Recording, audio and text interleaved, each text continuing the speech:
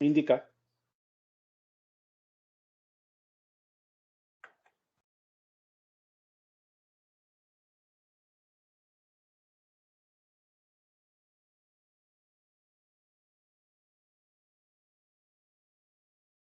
Muy bien, vamos a dar inicio a esta sesión. El día de hoy nos corresponde analizar el séptimo pleno casatorio civil, que es un pleno muy interesante, es un pleno que también causó mucha conmoción en la comunidad jurídica, porque de alguna manera como que es un pleno en el que muchos sintieron que se hacía justicia, por así decirlo, ¿sí? Y bueno, estaban pues en contra todo lo de los bancos, por así decirlo, ¿no? Toda la gente que era pro entidades financieras, ¿no? No, pero en realidad el Pleno no les hace tanta mella, tanto problema. Y lo cierto es que sí existían muchos pronunciamientos contradictorios respecto a este tema en específico que va a tratar el Pleno, ¿sí? Este problema se puede resumir, por así decirlo, de la siguiente forma o con la siguiente idea, que eh, una persona, ¿sí? Una persona eh, adquiere pues una propiedad que se encuentra inscrita en registros públicos, pero por N razones pues simplemente no inscribe su adquisición, no lo hace. Y el propietario que está registrado, ¿no? Al darse cuenta de que esto no ha, de que su comprador no ha escrito su compra-venta, lo que hace es prestarse un dinero, por así decirlo, un mutuo con garantía hipotecaria, y no paga el préstamo, y por lo tanto lo que hace su deudor es ejecutar pues la garantía, ¿no? Está ejecutando la garantía y de pronto se entera el primer propietario, perdón, el comprador, que sería el actual propietario, y dice, señor juez, yo he comprado esta propiedad mucho antes de que el, el banco, por así decirlo, interponga, ¿no? Una medida cautelar de embargo, de anotación de demanda, mucho antes de que el banco haya interpuesto cualquier tipo de proceso judicial, yo he comprado. Y lo demuestro con un documento de fecha cierta, ¿no? Y en ese contexto se da pues estas demandas de tercería de propiedad o tercería excluyente de propiedad, ¿no? Que para quienes algunos jueces decían, ¿no? En este hecho concreto, la demanda debe ser declarada infundada, ¿no? Porque el hecho de que tú hayas adquirido no la propiedad es totalmente irrelevante, acá se está hablando de un derecho de crédito y eh, simplemente por el hecho de estar inscrito, ¿no? Es, no puedes oponer tu derecho de propiedad a este derecho inscrito, porque tu derecho de propiedad no está inscrito. Y la otra posición que tenían los jueces en estos casos era, bueno, el derecho de propiedad es lo máximo, ¿no? No se puede perder de ninguna manera. La Constitución lo garantiza así en el artículo 70 y por ende este embargo no puede ejecutarse, ¿no? Simplemente eso, ¿ok? Ese era el problema conciso. Muchos profesores de derecho registral, me acuerdo, en la época empezaron a sacar artículos, comentarios de esta sentencia y que prácticamente despotricaron contra la Corte Suprema, ¿no? Y prácticamente decían que habían hecho inútil a los registros públicos, ¿no? De que habían prácticamente permitido que los registros públicos perdiera su rol de ser pues como un garante de las inscripciones, ¿no? O sea, ¿para qué sirve inscribir? Decían, ¿no? Si los jueces van a razonar de esta manera. era como que estaban dando una patada así a la puerta del Poder Judicial, ¿no? Y aduciendo pues de que todo lo que se estaba, de que todo lo que el avance, el desarrollo de los registros públicos en los últimos 20 años, ¿no? El aporte a la sociedad, ¿no? Estaba tirándose por los suelos todo el trabajo, todo este tiempo. Bueno, esa es más o menos el, el sentir de algunos profesores, ¿sí? A ver, ¿qué más podemos decir? Este pleno eh, no es muy largo, por así decirlo. Un pleno corto, conciso, ¿no? Y vamos a empezar con el caso, ¿sí? El caso de este pleno se encuentra en la casación número 3671-2014, Lima, ¿sí? El demandante va a ser la señora Miriam Ivonne Hermida Clavijo, representada por su hermana, que era Gloria Esther Hermida Clavijo, ¿no? Los demandados son los señores Jesús Esther Tambini Miranda y la empresa Desarrollo Siglo XXI, ¿no?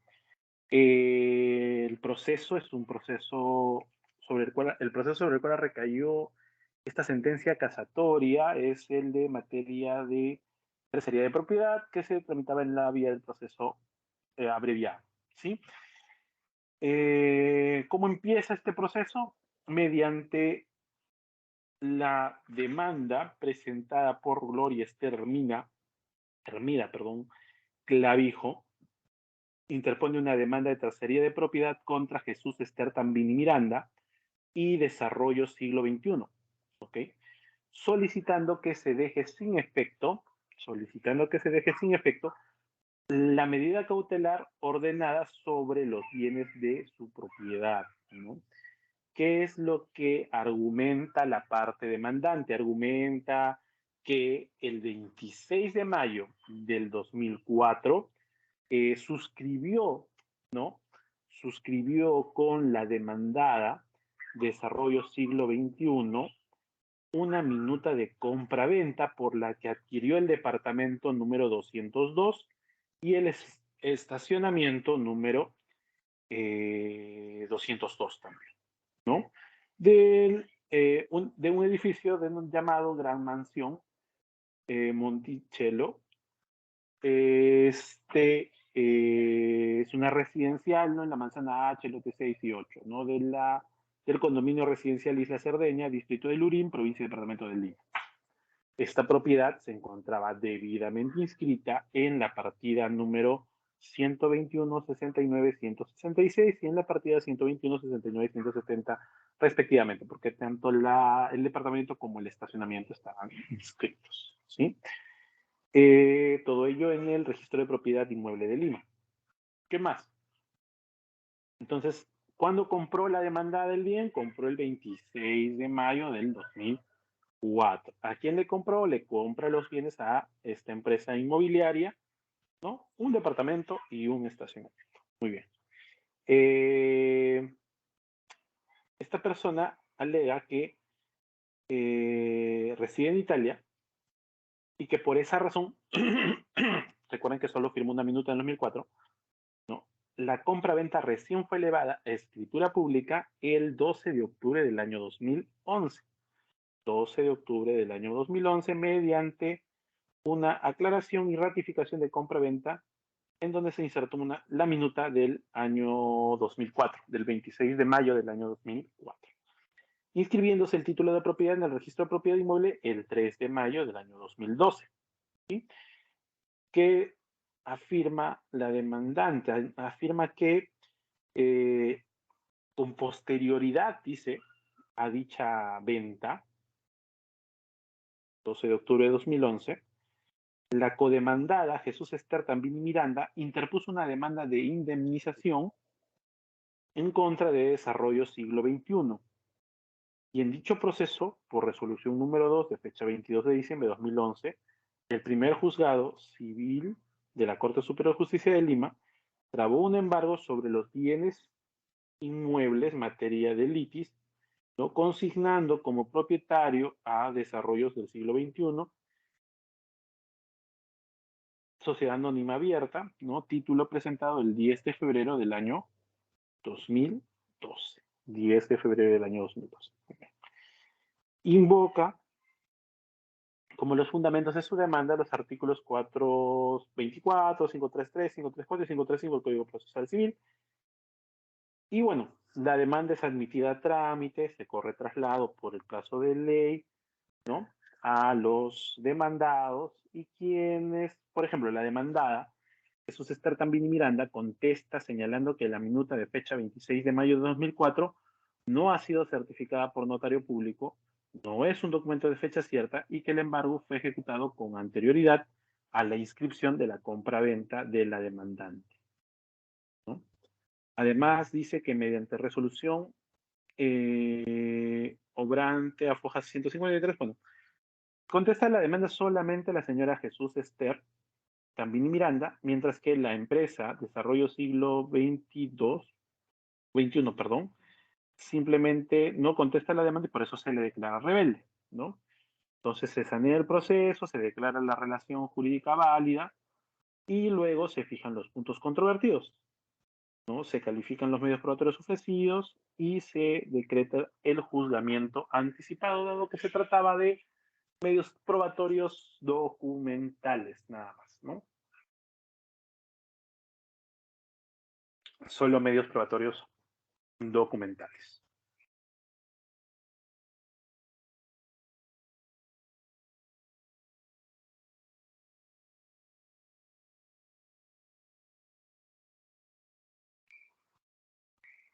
Muy bien. Entonces, como solo se trataba de medios probatorios documentales, lo que se hace es el juzgamiento anticipado, ¿no? Entonces, mediante resolución 11 de fecha 27 de diciembre del año 2013, se emite la primera sentencia, ¿sí? Se emite la primera sentencia. Resolución 11, fecha 27 de diciembre del 2013, casi casi un regalito de Navidad, ¿no? Se emite la primera sentencia donde se declara simplemente fundada la demanda. ¿Qué es lo que dice el juez en esta sentencia, en esta resolución de primera instancia? Señala que la escritura pública de fecha 26 de octubre del 2011, ¿no? Es un documento público y por ende de fecha cierta desde que fue otorgada ante notario público, de conformidad con el artículo 235 del Código Civil, ¿no?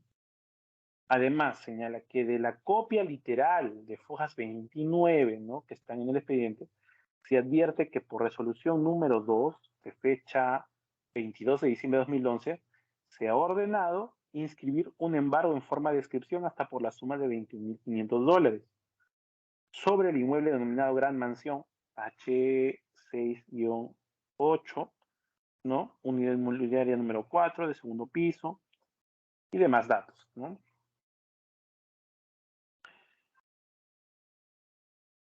¿Qué más? Dice que se tiene o que se advierte que la resolución 2 de fecha 22 de diciembre de 2011 se ha ordenado inscribir un embargo en forma de inscripción hasta por la suma de $20,500 americanos sobre el inmueble, ¿no? Antes mencionado. Además, se tiene que, o entiende el juez que la compra-venta de la demandante es anterior, dice, ¿no? Es anterior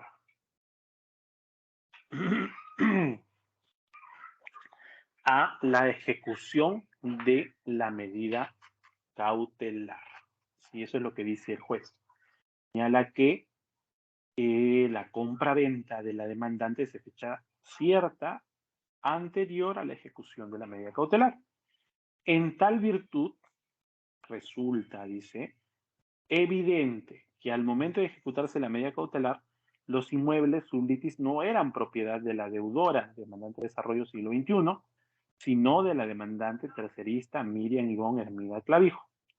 Siendo así, señala la judicatura que el inmueble sublitis no debe responder a la obligación de desarrollo siglo XXI, siendo procedente el levantamiento de la medida cautelar decretada, por lo que la demanda de tercería de propiedad resulta amparable, ¿no?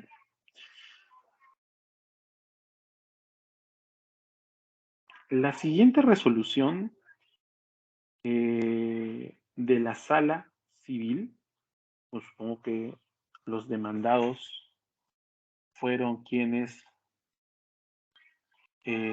apelaron, y la sala civil en fecha 10 de septiembre del año 2014, la quinta sala civil de la Corte Superior de Justicia de Lima resuelve confirmar la sentencia, ¿no? Que declara fundada la demanda, ¿no? Y en consecuencia ordena, ¿no?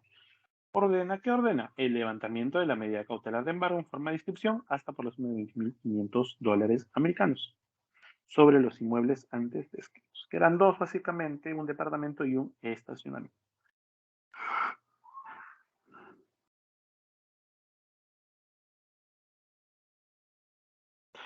¿Qué fundamentos utiliza la sala civil? Y esto es muy interesante. La sala civil señala que se debe interpretar el artículo 949, en donde se expresa que la transferencia de propiedad de nuestro sistema opera extrarregistralmente, es decir, que con la sola creación de la relación obligatoria de las partes,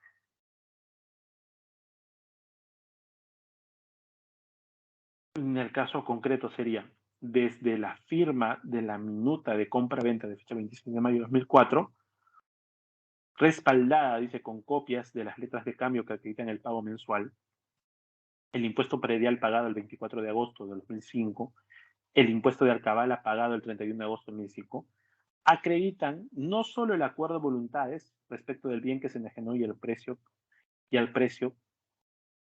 convierte a la tercerista en propietaria del inmueble sin que sea necesario que la ACU así lo declare. Además, dice, ¿no?, que se acredita que se encuentra en posesión y es anterior al embargo trabado en forma de inscripción sobre el inmueble de propiedad de la tercerista y no de la ejecutada. Desarrollo siglo XXI. En consecuencia, dice, la referida minuta de compra-venta otorgada a la tercerista otorga a la tercerista un derecho real y resulta oponible al embargo trabado en virtud del crédito de Jesús Esther Tambini Miranda por su acreencia contra la ejecutada al Desarrollo siglo XXI, sociedad anónima abierta, en la que el tercerista no es parte de la obligación demandada. A ver, ¿qué sucede? Cuando uno realiza una compra-venta, formal, obviamente, vas a la notaría, dejas los documentos, partida registral, DNI, ¿no? Y obviamente tienes que tener pagados los arbitrios, para la escritura pública, tienes que tener pagados los arbitrios, tienes que pagar el alcabala, ¿no? Y por esa razón, la práctica es que cuando uno va a la notaría, deja los papeles, redactan la minuta y firman primero la minuta, vendedor y comprador. Firmada la minuta, tú vas con tu minuta, otra vez, valga la redundancia, a la municipalidad y pagas el impuesto predial urbano, ¿sí? Y se paga ese impuesto, se sanea e incluso con la minuta, en algunas municipalidades se hace el descargo de propiedad, ¿no? Ahora, ¿qué ha pasado en este caso? Han hecho eso, obviamente. Y no solo eso, sino que también ha pagado al cabal y por esa razón es que también haces ese trámite con la minuta firmada. La minuta que se entrega a la municipalidad usualmente es una copia legalizada. Así que no sería raro que en el expediente lo que aparezca sea una copia legalizada y no solo la minuta, ¿no? Sin fecha cierta, como dice la demandada, ¿no? Sin fecha cierta, como dice la demandada. Muy bien.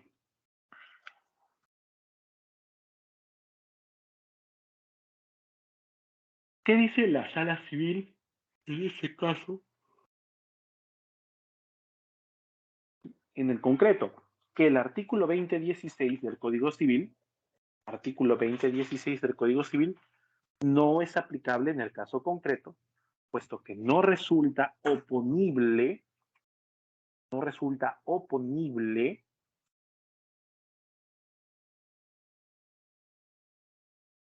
el derecho de propiedad de la tercerista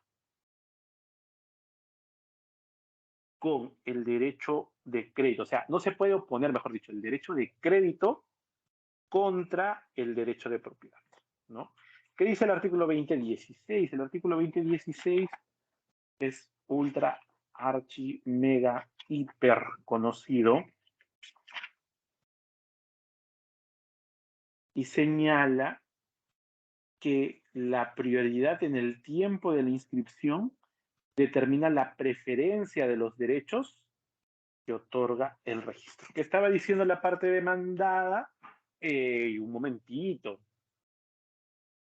Está bien, tú has comprado en el 2004, pero el artículo 2016 habla del principio de prioridad registral. Es decir, ¿quién va a obtener los beneficios del registro? ¿Quién puede obtener los beneficios del registro?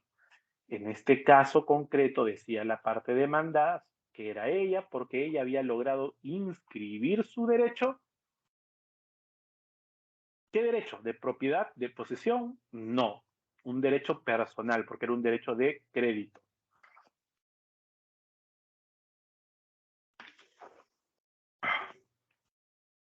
¿No? Eso es lo que había hecho la parte demandada. ¿Y qué dice la sala? No. No se aplica el artículo 2016 porque se trata de derechos de distinta naturaleza, ¿no? Además, dice la sala que no encontrarse inscrito con anterioridad a la acreencia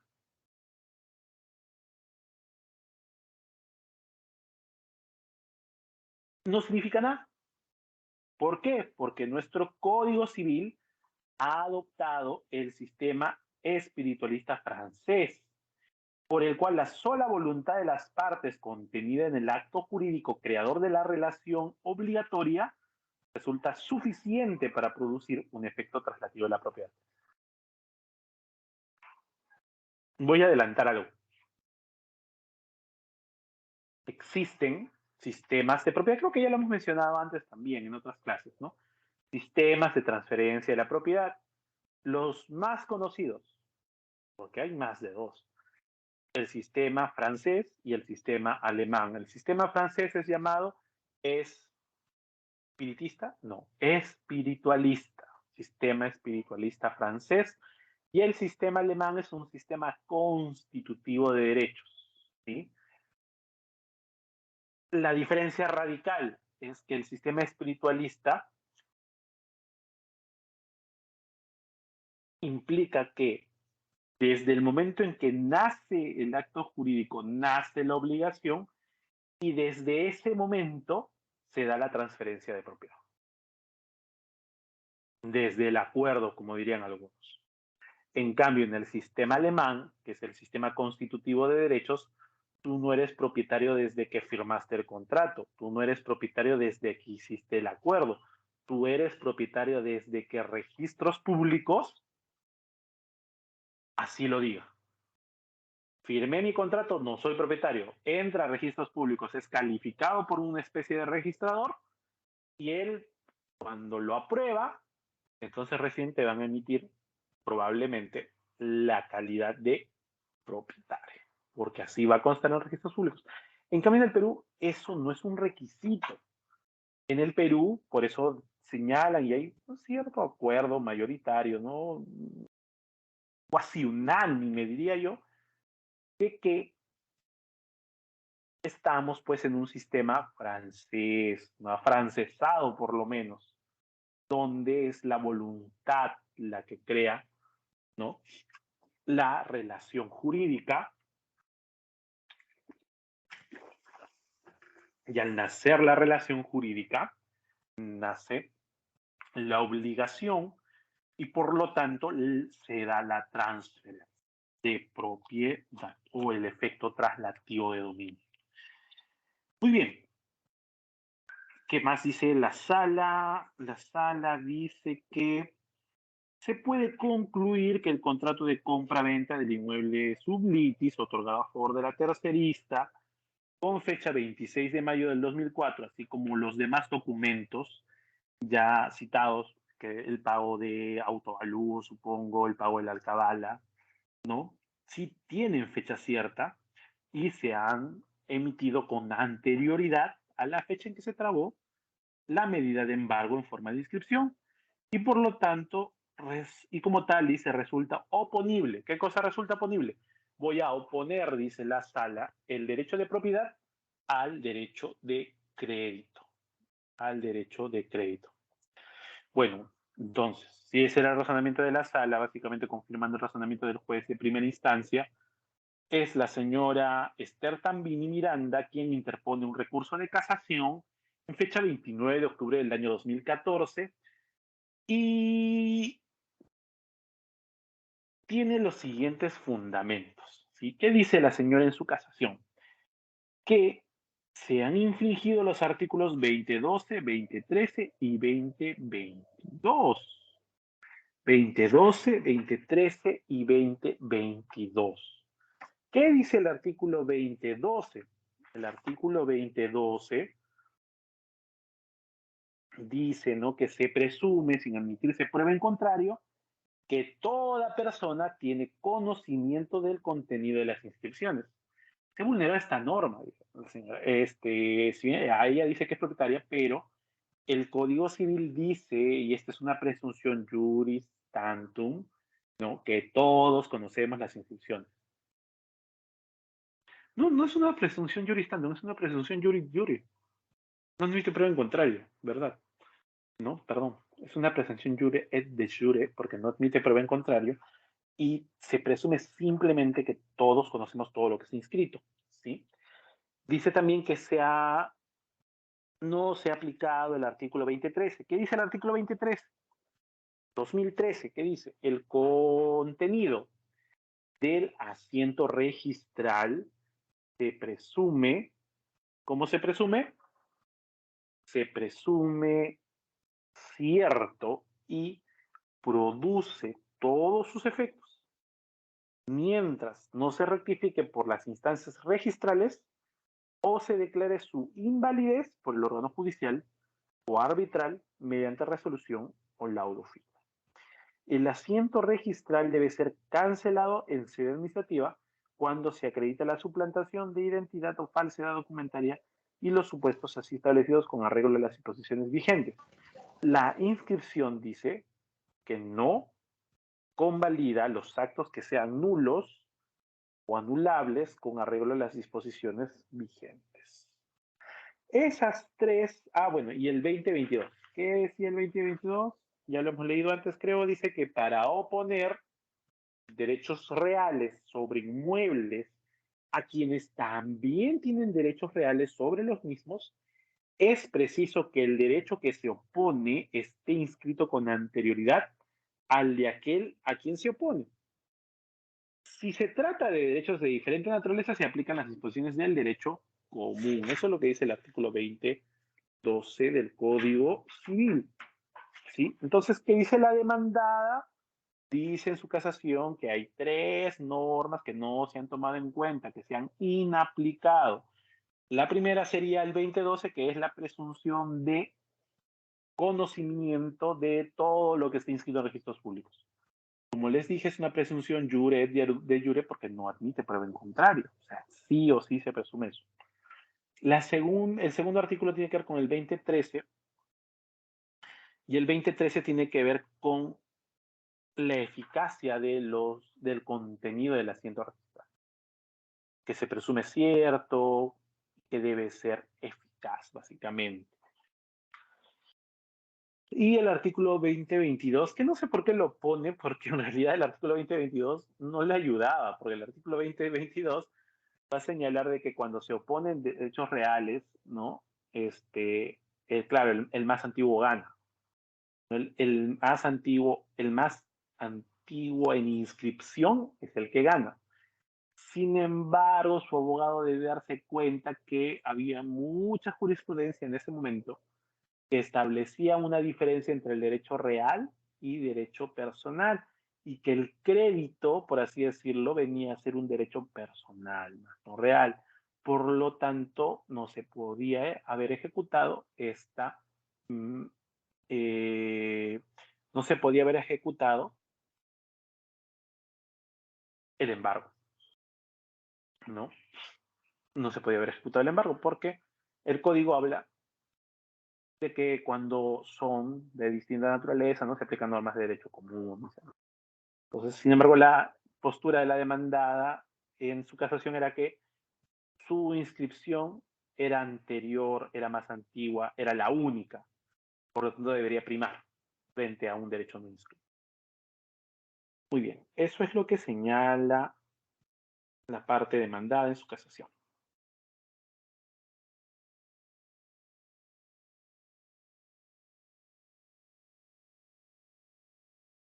Todo muy rápido, ¿no? Porque esto fue 2013 la demanda, 2014 sentencia, segunda instancia, y el 2015 estaba ya en casación, ¿no? Y ya estaba con el auto calificatorio procedente, ¿no? Y se tenía que llevar a cabo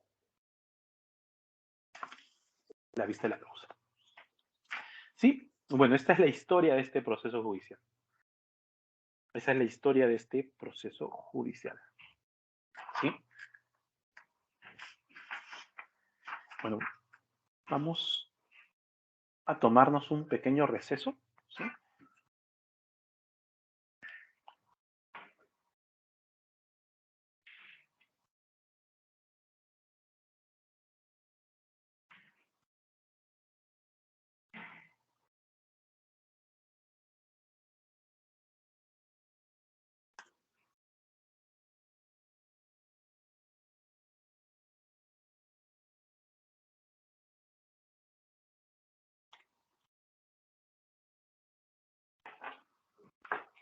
Bueno, ya les he contado la historia de este proceso y bueno, vamos a tomar un breve receso de 5 minutos y volvemos para analizar los fundamentos o toda la justificación que se ha dado en este pleno, ¿sí?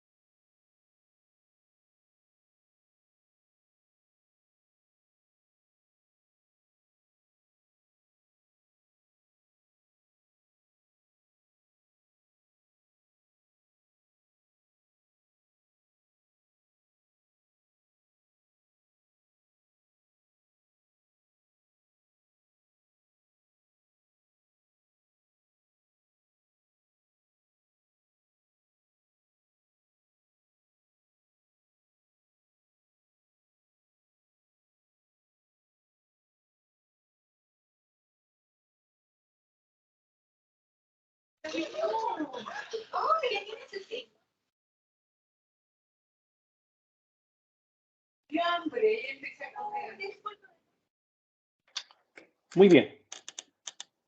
Solo nos hemos tomado unos minutitos y vamos a continuar, ¿sí?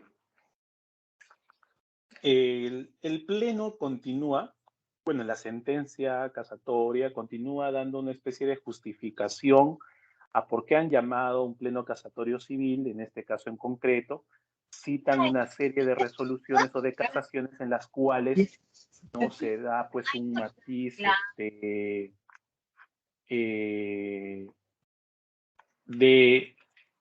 contradicciones, ¿no? De resoluciones tanto de cortes superiores como de las mismas casaciones. O sea, lo que involucra que era un tema que venía pues causando muchas contradicciones, ¿no? Y sobre todo delimitan la discusión a desarrollar desde el punto de vista dogmático, ¿no? El significado de la segunda parte del artículo 2022 del Código Civil que antes ya hemos dado lectura, ¿no?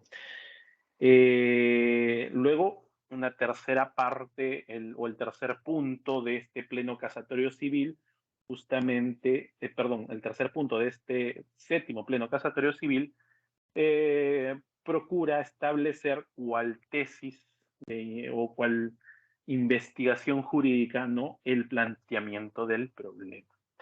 Y aquí vamos a encontrar el parágrafo donde señala que el problema central es la determinación, dice, del sentido más apropiado para la segunda parte del artículo 2022 del Código Civil. Los jueces supremos establecen, ¿no?, que este pleno casatorio no pretende efectuar disquisiciones teóricas y o doctrinarias que resultan ajenas a la cuestión central que es objetivo, que es objeto de análisis. Por el contrario, dice, no se ceñirá estrictamente al análisis de los puntos centrales que han sido materia de controversia en la jurisprudencia y en la doctrina, expresando las razones por las cuales acoge cierto planteamiento en desmedro de otro, ¿no? Para tal fin, dice que el tribunal, ¿no?, en una suerte de diálogo crítico con los principales planteamientos doctrinales, que se han esbozado, dice, en torno a la cuestión de fondo de los procesos de tercería y propiedad sobre bienes inscritos, evitándose en todo momento citas doctrinarias y jurisprudenciales innecesarias o poco relevantes, puesto que se quiere evitar el empleo innecesario de elementos argumentativos, ¿no? Están tratando de justificar lo que van a hacer en esta casación, ¿no? El problema central, lo repiten una y otra vez, es la determinación del sentido más apropiado del artículo 2022, última parte o último párrafo.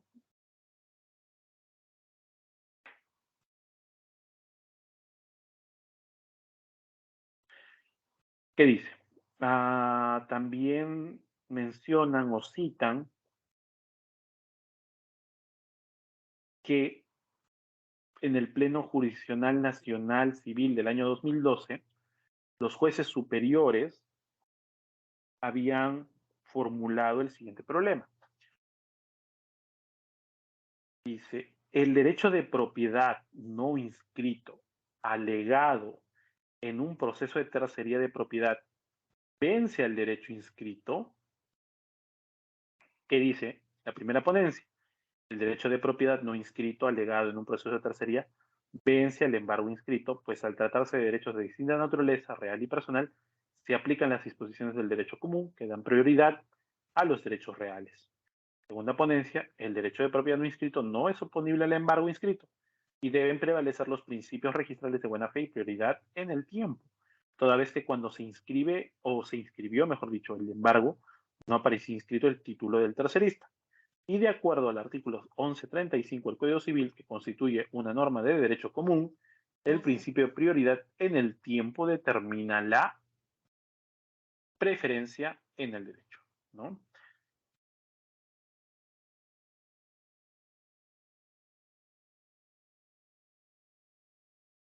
citan también temas, opiniones de la doctrina.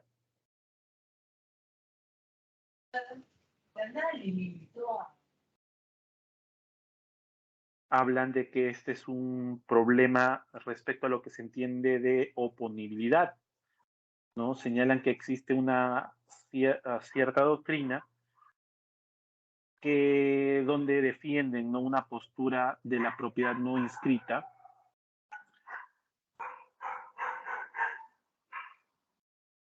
es oponible, ¿no?, a los derechos inscritos, ¿no?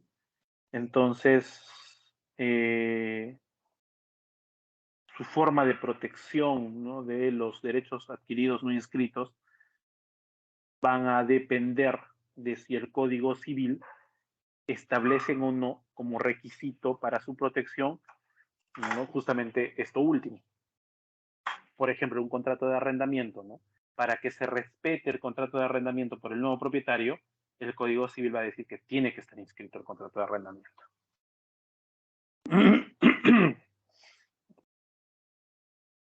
Dice que en la práctica, ¿no?, se refiere, ¿no?, el segundo párrafo del artículo 22, específicamente a la hipótesis de conflicto entre la transferencia de propiedad no inscrita y el embargo inscrito. En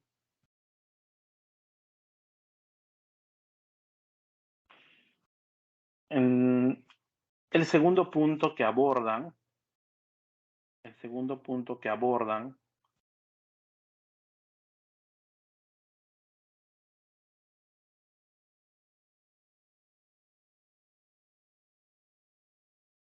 el segundo punto que abordan es el de la inaplicabilidad de la primera parte del artículo 2022 del Código Civil. En el caso en concreto, les contaba que la señora, cuando presenta su casación, la demandada presenta su casación, y uno de los artículos que dice que no se han aplicado son el 2022. Y justamente yo les decía de que me parecía raro porque el 2022 ya existían en ese momento muchas casaciones que decían que el 2022, la primera parte del 2022, que era lo que creo que ella sostenía en su casación, de que su derecho estaba inscrito en forma, estaba inscrito y que por eso debería primar sobre el derecho no inscrito, definitivamente no se podía aplicar en ese caso concreto. Y que lo que se debía aplicar era la segunda parte. Entonces, el Pleno establece las razones por las cuales no se puede aplicar la primera parte del 2022, que, voy a repetir, dice: para oponer derechos reales sobre inmuebles a quienes también tienen derechos reales sobre los mismos, es preciso que el derecho que se opone esté inscrito con anterioridad al de aquel a quien se opone. Entonces, ¿cuáles son los presupuestos procesales para aplicar este artículo? Uno, que se trate de derechos reales, porque habla, ¿no? Para oponer derechos reales sobre inmuebles a quienes también tienen derechos reales. Entonces, son dos personas con derechos reales sobre un inmueble, ¿no? Entonces, solo en ese caso se podría aplicar la regla de prioridad registral, porque dice que es preciso que el derecho que se opone esté inscrito con anterioridad al de aquel a quien se opone. Y luego, entonces, eso es lo que yo supongo que la señora en su casación decía, ¿no? Mi derecho, considerándose que era un derecho real de garantía, ¿no?, se encuentra inscrito. Pero el caso concreto no se trataba de un derecho real de garantía, lo que se trataba era que había un proceso de indemnización que había interpuesto la demandada, ¿no?, contra la empresa Siglo XXI, y en este proceso de indemnización, para asegurar el resultado de la sentencia que se podría emitir en un futuro, ¿no?, traban una medida cautelar de anotación de demanda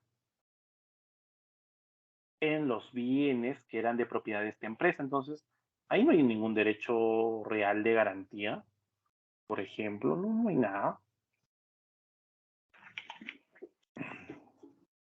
Lo que hay, y lo que dicen los jueces, es que hay un derecho personal, básicamente.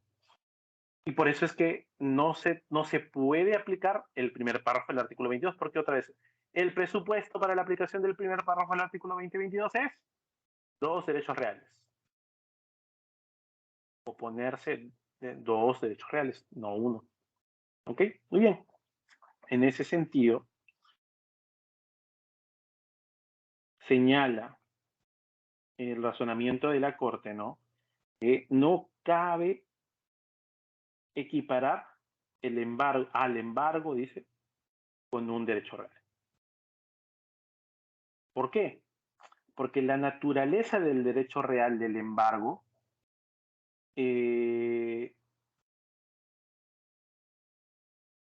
su naturaleza obedece a un derecho personal. La fuente legal de este derecho o el hecho de provenir de un mandato judicial implica, ¿no? Implica, mejor dicho, que no es un derecho real.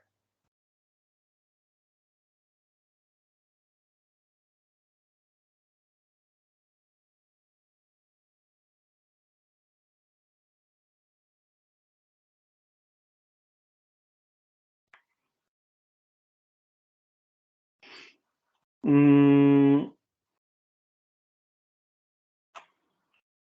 en este acápite, la Corte Suprema empieza diciendo, ¿no?, que un sector minoritario de la doctrina ha postulado que el embargo inscrito tiene una naturaleza de derecho real, de manera que el conflicto en cuestión podría resolverse de conformidad a lo dispuesto en el artículo 2022. Así, algunos autores han expresado lo siguiente, que el embargo por recaer en un inmueble tiene la calidad de un derecho inmobiliario de conformidad con el inciso 10 del artículo 885 del Código Civil, de manera que el embargo es un derecho de características reales antes que personales, lo que impide la aplicación del artículo 2022, párrafo final del Código Civil, ¿no? Y en esto citan al doctor Nelson Ramírez Jiménez. En esa misma línea, ¿no?, el artículo 881 del Código Civil califica como derechos reales los regulados en otras leyes. ¿Está legalmente regulado el derecho que deriva de un embargo? Se pregunta. Sí, ¿no? Recae sobre un bien. Sí. El que el embargo sea derecho accesorio, porque tiene causa o deriva de un derecho de crédito, no le priva de tener una proyección o expresión como derecho real, es decir, sobre un bien. También la hipoteca deriva de una deuda propia o ajena. Es más, a los fines del inciso 10, artículo del artículo 885, el embargo es un derecho real sobre un inmueble inscribible en el registro. Ocurre una situación semejante a la del arrendamiento inscrito, que es oponible al nuevo adquiriente, aunque es un derecho contractual, de una u otra forma, aunque de distinta fuente. Tanto la hipoteca como el embargo inscrito son gravámenes que pesan sobre el inmueble y que los persiguen sin importar al propietario, ¿no?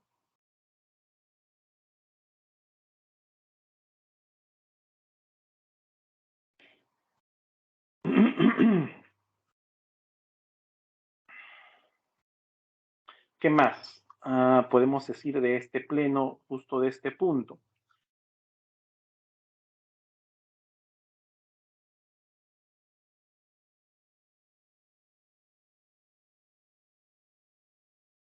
El tribunal va a sostener, citando a profesor Forni Namanco, lo siguiente, ¿no?, que el derecho de propiedad no puede recaer a su vez sobre ningún derecho subjetivo.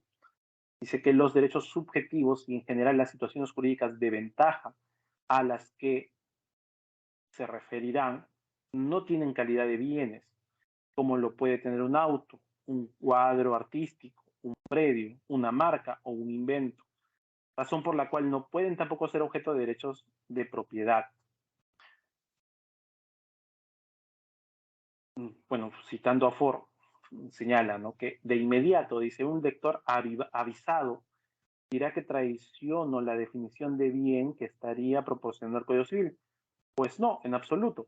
Por el contrario, dice, siempre teniendo en cuenta la letra de la ley, sostengo que la interpretación extensiva del término bien que consta en los listados mencionados, artículo 885 y 886 del Código Civil y artículo 4 de la ley 28677, es una necesidad ineludible. Así se tiene que concluir que en dichos listados el legislador emplea la palabra bien en un sentido muy lato y por lo tanto poco técnico. Esta interpretación la impone la innegable diferencia que existe entre los conceptos de situación jurídica, titularidad y propiedad, ¿no? Situación jurídica, titularidad y propiedad. Dice que la Corte, bueno, vuelve a señalar, ¿no?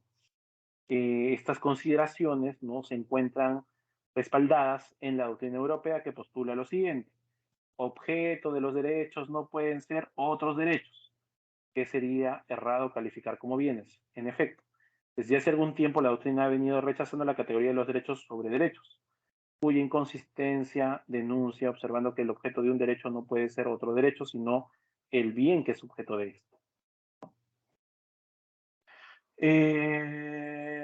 Señalan además que si se postula que el embargo es un derecho real, se coloca incorrectamente en la penumbra al rol que en este problema cumple el derecho de crédito, cuando se enfrentan el embargo y la propiedad no inscrita. No puede quitarse del análisis al crédito. Detrás de todo embargo existe un crédito necesariamente. El embargo tiene un papel, a todas luces, secundario o complementario de cara al crédito. No tiene un rol protagónico, dice la Corte. En consecuencia, cuando se enfrenta el embargo inscrito a la propiedad no inscrita, es el crédito el que en verdad se termina enfrentando al derecho real no inscrito.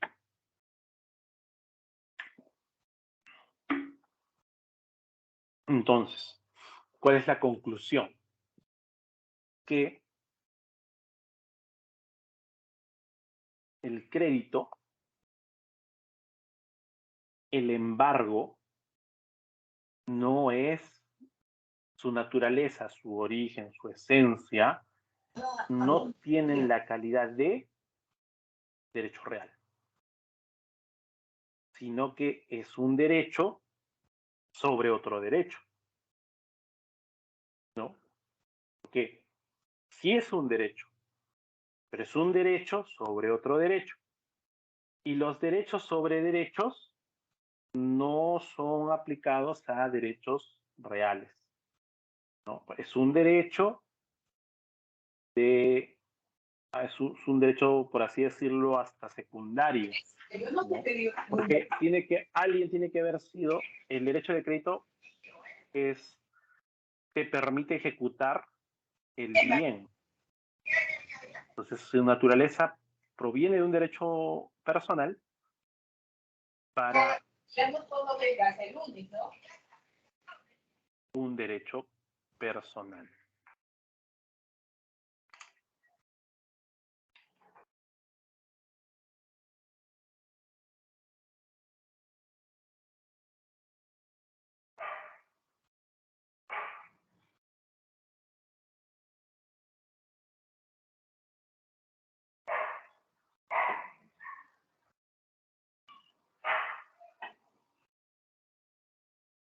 Sí. Bueno, existe otro parágrafo, ¿no?, sobre la inaplicabilidad de otras normas con rango de ley. No se señala que pese a que la jurisprudencia y la doctrina de forma prácticamente unánime han establecido que la cuestión sustancial a dilucidar es la interpretación de la segunda parte del artículo 2022, ¿no? La doctrina ha sostenido que el problema bajo análisis se puede resolver aplicando otras normas jurídicas, como son, ¿no?, que existen 18 normas que expresamente favorecen al propietario no inscrito en el debate, que se trata de resolver mediante el séptimo pleno casatorio civil, ¿no? Las 18 normas serían: la primera, la Constitución, el artículo 70. Luego serían 6 normas del Código Procesal Civil, que serían los artículos 100, 533, 535, 624, 642 y 656.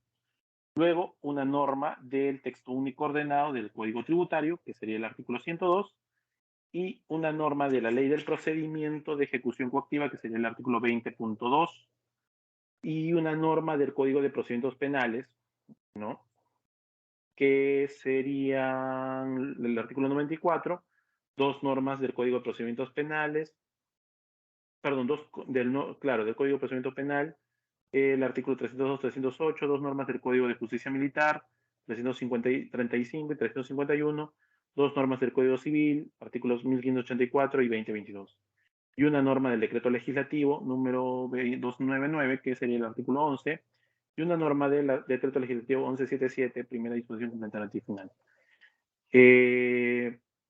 Al respecto, la más importante, que sería la de la Constitución, la norma del artículo 70, es una norma gravitante, ¿no? Dado que es un derecho fundamental, ¿no? La propiedad considerada desde un Estado constitucional de derecho va a implicar de que nada puede afectarla. Nada puede afectarla.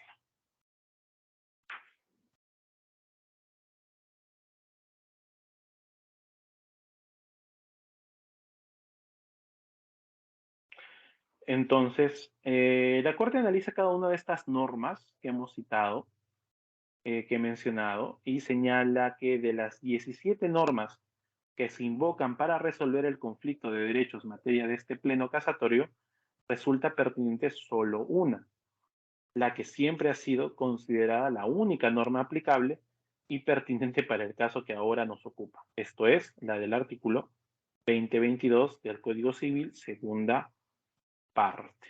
2022 del Código Civil, segunda parte. ¿No?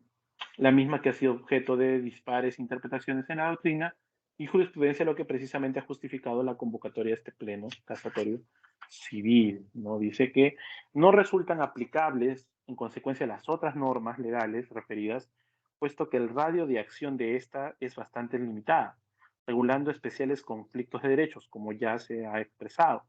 El supuesto que aquí interesa es aquel donde un acreedor traba embargo judicial sobre un bien inmueble que en el registro público aparece como si todavía fuese propiedad de su deudor, pero que previamente ya fue transferido a un tercero, quien no ha inscrito su derecho. A este caso no es aplicable ni siquiera el artículo 1584 del Código Civil, puesto que este solo regula un conflicto de derechos en el marco de un contrato de compra-venta con reserva de propiedad. De igual forma, no es aplicable, dice el artículo 1708 del Código Civil, dado que este regula un conflicto de derechos solo en el ámbito de los contratos de arrendamiento. El artículo 2023 del Código Civil tampoco es pertinente, puesto que esta norma no dirime conflictos de derechos que no pertenezcan al ámbito de los contratos de opción. Y así empieza a enumerar norma por norma por qué no son aplicables, ¿no? Claro, dice 17 normas porque el artículo 70 de la Constitución sí, efectivamente es gravitante porque habla del derecho de propiedad. Al margen del artículo 70 de la Constitución, 17 normas no son aplicables. Y señala que la única, por así decirlo, es la del 2022, último párrafo. Va a desarrollar este pleno, este séptimo pleno casatorio civil, un tema que para mí es muy interesante, que tiene que ver con la constitucionalización del derecho privado y entender el derecho de propiedad desde una visión constitucionalizada. O sea, desde entender que estamos viviendo un Estado, no solamente un Estado de derecho, donde todo tiene una razón, todo tiene un porqué, donde se tiene que hacer caso pues a lo que dice la ley, ¿no?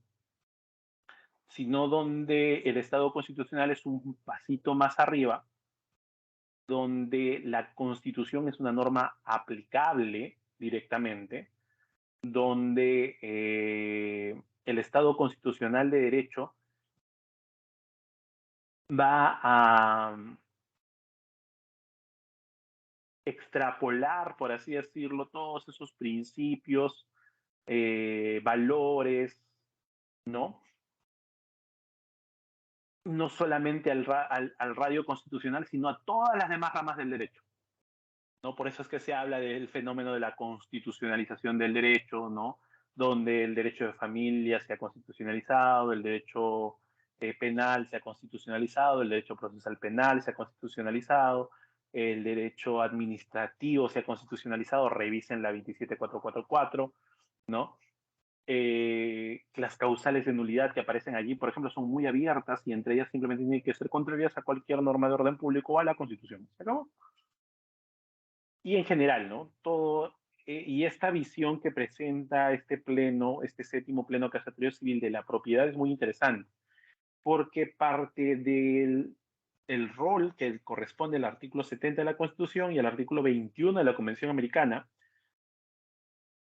y se cita el caso de la sentencia Tibi versus Ecuador, ¿no?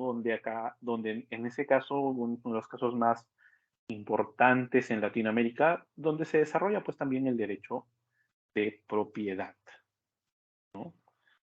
Donde se desarrolla el derecho de propiedad.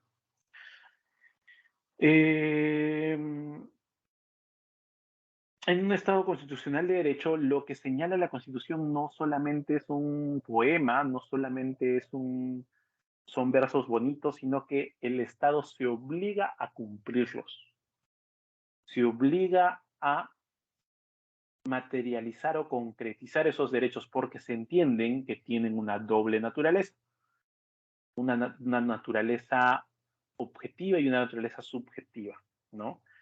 Antes del Estado Constitucional de Derecho, sí, claro, teníamos derechos fundamentales que estaban en la Constitución, pero bueno, que los cumpla ya eso era relativo, ¿no? En cambio, en un Estado Constitucional de Derecho, el Estado sí trata objetivamente de materializar esos derechos fundamentales. Y no puede hacer cosas contrarias a los derechos fundamentales, ¿no?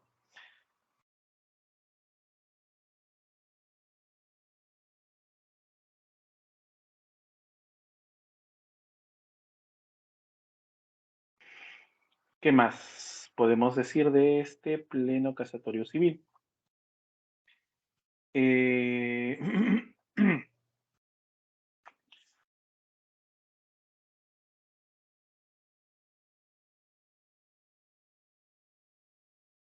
algo relevante de este pleno respecto al artículo 70.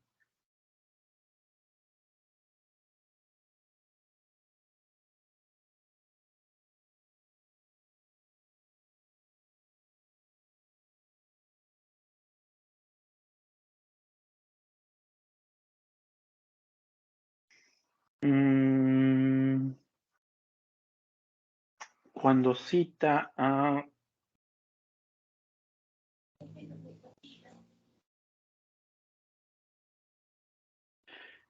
ver, en este pleno se hace mención,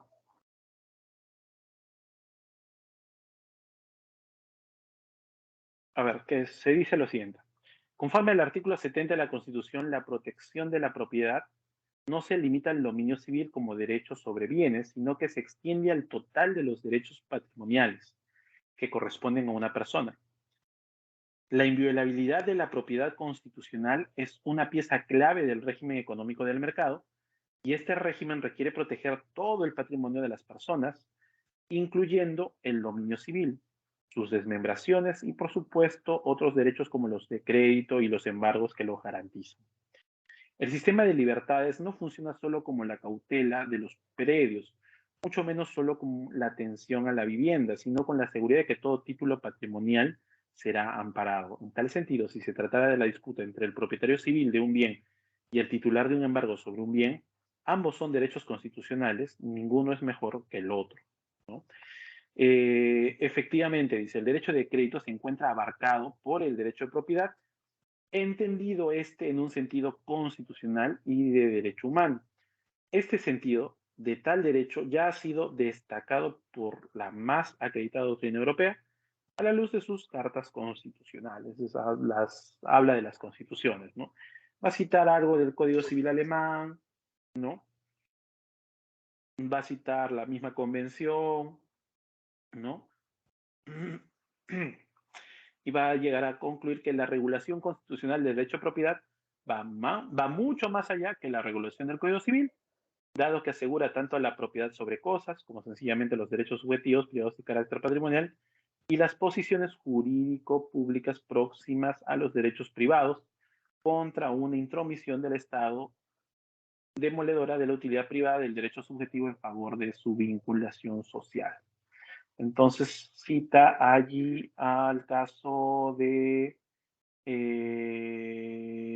Campbell versus Hall, ¿no? El concepto constitucional de propiedad difiere, más aún amplía los contenidos, dice que le confiere el derecho civil.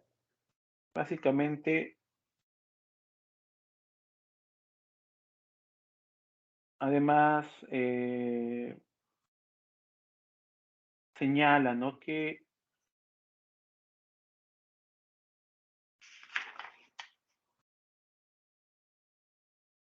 los puntos, dice, ¿no?, los derechos subjetivos que se enfrentan en el conflicto que ahora estamos estudiando, dice, tienen por igual protección constitucional y tutela como derechos humanos. Mal puede, en consecuencia, pretenderse extraer una solución del artículo 70 de la Constitución o del artículo 21 de la Convención Americana sobre Derechos Humanos, puesto que ambas normas tutelan al propietario y al acreedor de igual manera. La solución a la cuestión de fondo de los procesos de tercería de propiedad debe buscarse en una norma de rango legal, más no supralegal, ¿no? Entonces, hace tanta vuelta para poder llegar a concluir que no se debe aplicar, en este caso en concreto, el artículo 70 de la Constitución, porque señala de que tanto el crédito, por así decirlo, está garantizado por un derecho de propiedad, sí, y como la propiedad propiamente dicha, ¿no?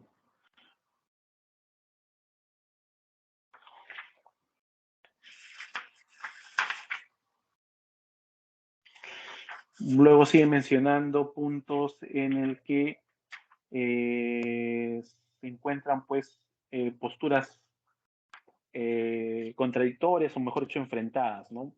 Por un lado, algunos hablaban de un derecho de propiedad absoluto y un derecho relativo que le pertenece al derecho de crédito, ¿no? Por lo tanto, la prevalencia de la propiedad no inscrita en virtud de su carácter absoluto o erga omnes es preferible, no en desmedro del crédito, ¿no? Eso es lo que se ha señalado en algunas ocasiones. Por otro lado, se hablaba de la inaplicabilidad de la regulación registral por mandato del legislador, ¿no?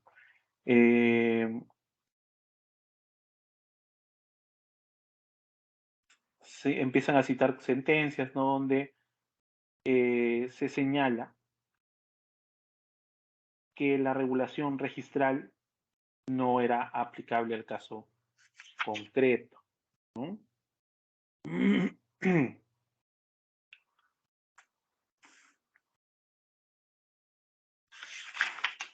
Luego describe algunos argumentos a favor acerca de la preeminencia del crédito, ¿no?, que por lo tanto debería ganar dicha postura, ¿no? Una especie de protección erga omnes del derecho de crédito también. Las posiciones de los amicus curia también han sido descritas en esta sentencia. Por ejemplo, señalan la posición de Juan Avendaño, quien se inclina a proteger la propiedad y no el embargo.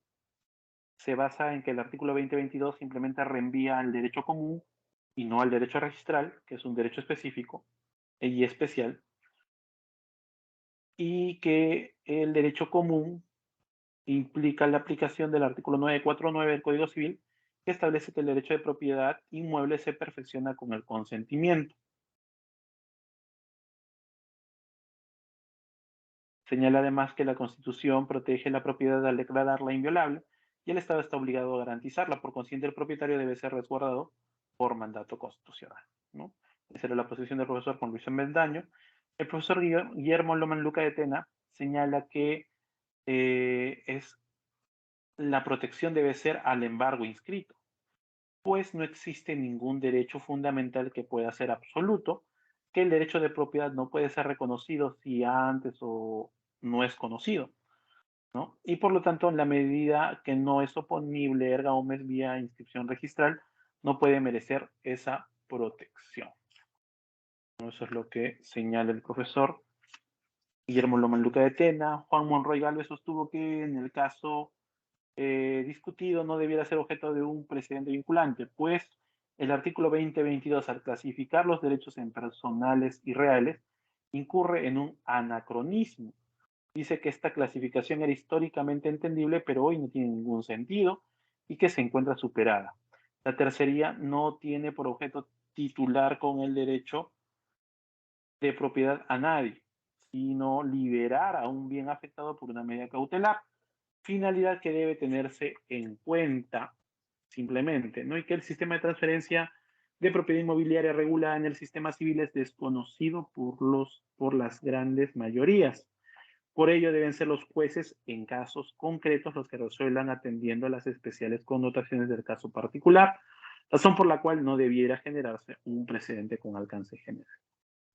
El profesor Jack Vigio señaló que el segundo párrafo del artículo 2022, al hacer un reenvío al derecho común, en realidad está haciendo referencia básicamente al derecho civil y comercial, y por tanto el derecho registral no debe ser tomado en cuenta para resolver este tema.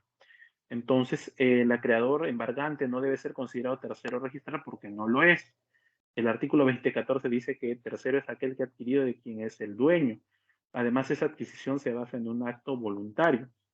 En el caso del acreedor embargante es claro que no lo hace en mérito de un acto voluntario y no lo adquiere de quien es el dueño, por lo que no es posible reconocerlo como un tercero registral.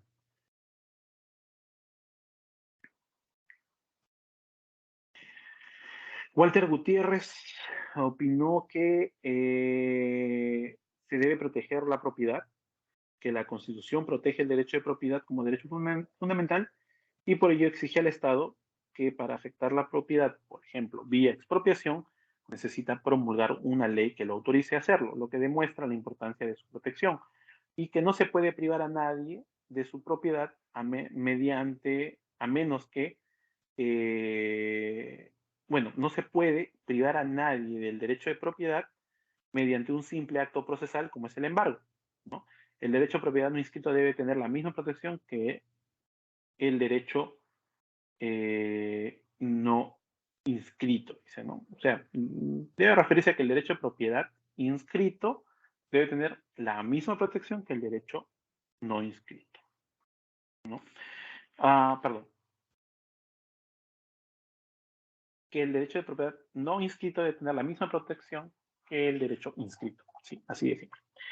El profesor Fornina Manco también defendió la protección del acreedor embargante, ¿no? Sostuvo que la segunda parte del artículo 22 es una norma de remisión muy peculiar, pues no nos remite a una norma en especial, sino otra vez al mismo código. Y el derecho común es el propio Código Civil, por lo que es un contrasentido que se remita a sí mismo sin precisar el numeral que regule el tema de manera precisa, ¿no?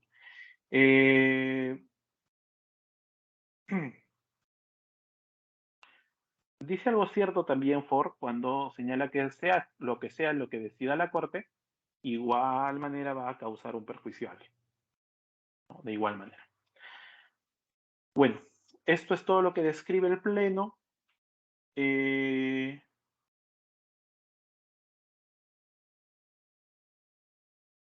Y luego la Corte empieza a fundamentar su propio razonamiento, empieza rechazando una idea tradicional que era la supuesta inexistencia de una tutela erga omnes para el derecho de crédito.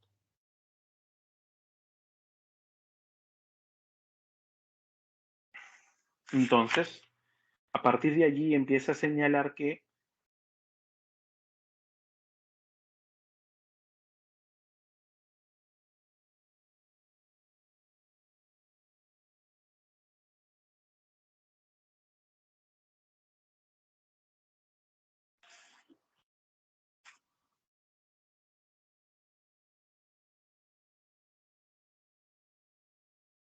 ¿qué más? A partir de allí empieza a desarrollar un argumento respecto a cómo se debe interpretar este término que aparece en la parte final del 2022, que es el derecho común.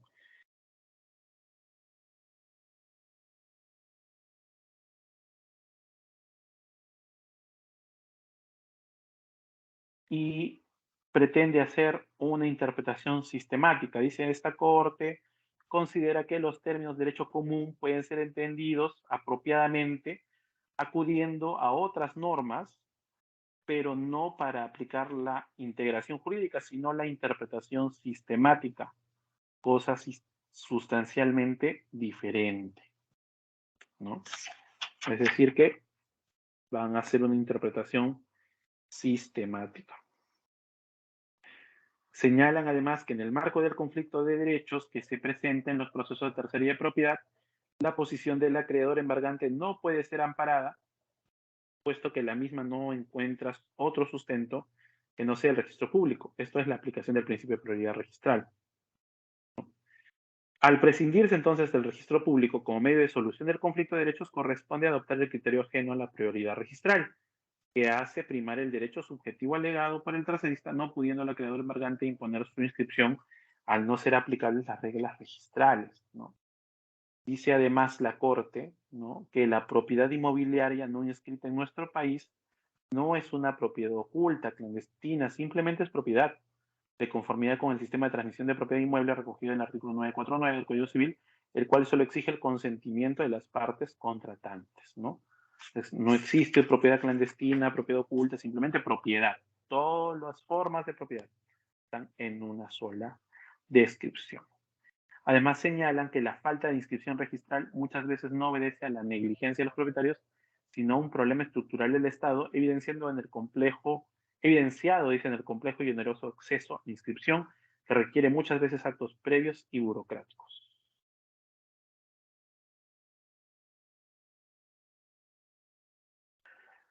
¿Qué más sostiene? Afirma de que no es posible aplicar la analogía, ¿no? Porque eso en realidad crea una norma distinta. Señala que el registro no tiene una función referida solo a la oponibilidad, pero esta no tiene una función natural, sino una función delineada por la legislación. Dice que los diversos conflictos de derechos se resuelven en base a las reglas registrales, tal como establece nuestro Código Civil en diferentes preceptos, ¿no?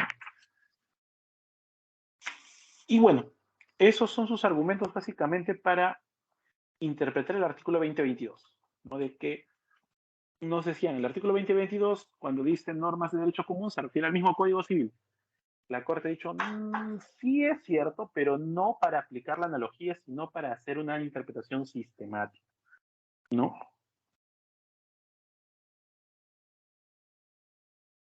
Y por esta razón, señalando además, basándose además en el sistema de transmisión que tiene el Perú, el sistema de transmisión de propiedad, que es un sistema afrancesado, el 949, señala de que el derecho de propiedad se debe imponer, ¿no?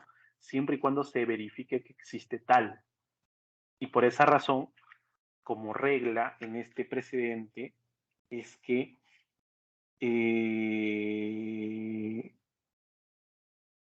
el juez dice, de oficio, una vez que sea admitida la demanda, deberá velar por la legalidad de los o de la certificación de la fecha cierta del documento que presenta el tercerista, y para tal fin podrá oficiar al notario, juez o funcionario que haya emitido tal certificación a efectos de que informe sobre la autenticidad o falsedad de la misma. Esa es la regla. Muy bien, va a primar el derecho de propiedad, pero tienes que cerciorarte de que ese documento con el cual están acreditando el derecho de propiedad sea cierto, sea verdadero. Si corroboras que es cierto, declararás fundada la demanda. Si corroboras que es falso, vas a tener que declarar infundada la demanda y mandar copias al Ministerio Público para que inicien la acción correspondiente. ¿Qué delito podría ser? Fraude procesal, por ejemplo, ¿no? Muy bien.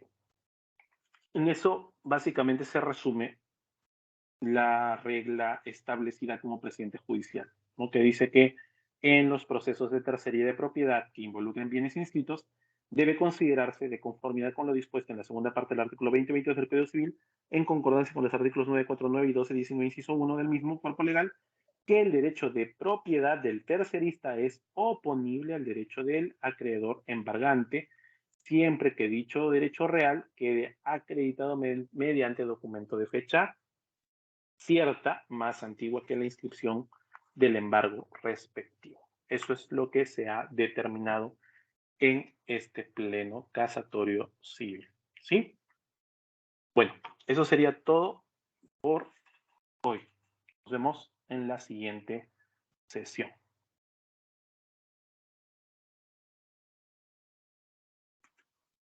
Muchas gracias por su atención.